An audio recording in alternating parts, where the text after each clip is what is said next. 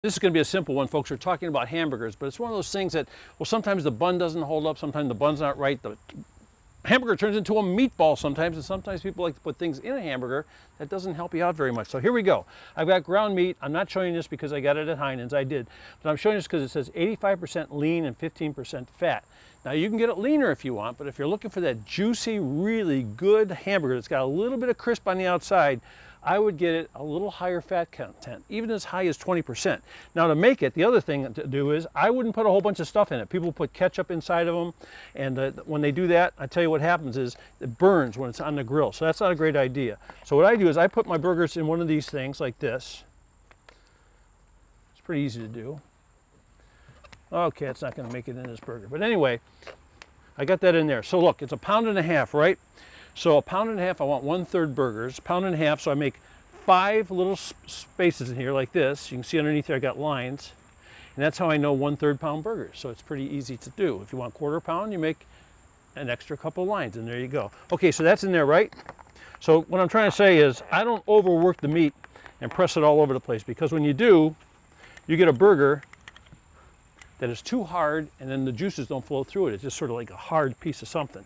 So I do that a little bit. A little salt and pepper.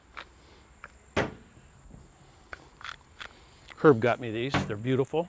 And then what I do is I make a little dent in the middle.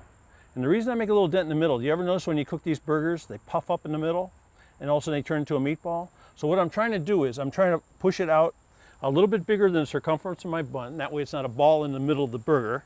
And it's going to hang out just a little bit, but when it cooks it's going to shrink. So I got it down the middle a little bit, right? Now we're going to put it on the grill.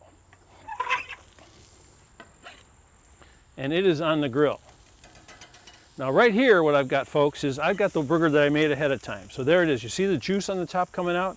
That juice is red right now. So we're talking about a burger that's about, I'd say, almost medium rare. So I can turn that over a little bit and let it cook just another second. Now the other thing I want to tell you is, how about a frozen burger, right?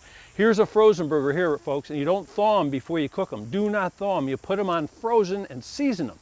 And then what you do is you don't turn them over, you don't touch it until you start to see the little red juice come out of it. You see the little red juice coming out of it right there?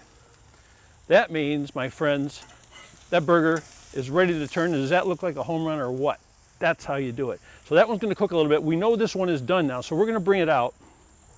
Get a nice big bun, fresh. And you know what I do? I toast the buns. That way they have a little bit of body to them and they don't turn into a mush ball when you put all the stuff on it, right? Because you don't want, who wants a mush ball?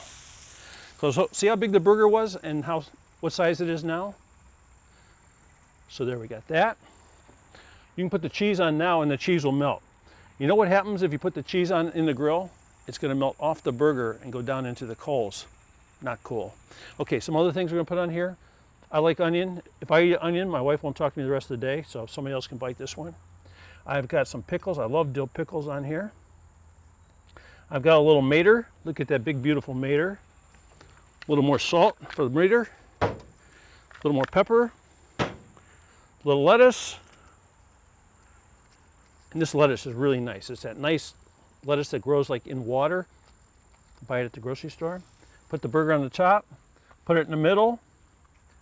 Ooh, let's turn it over. Get it right side up for you folks, right?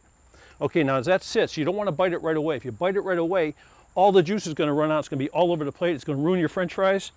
Leave it like that for a little while, and then when it's ready to go, you can either cut it in half or not cut it in half, but I'm going to cut it in half a little prematurely just so you can see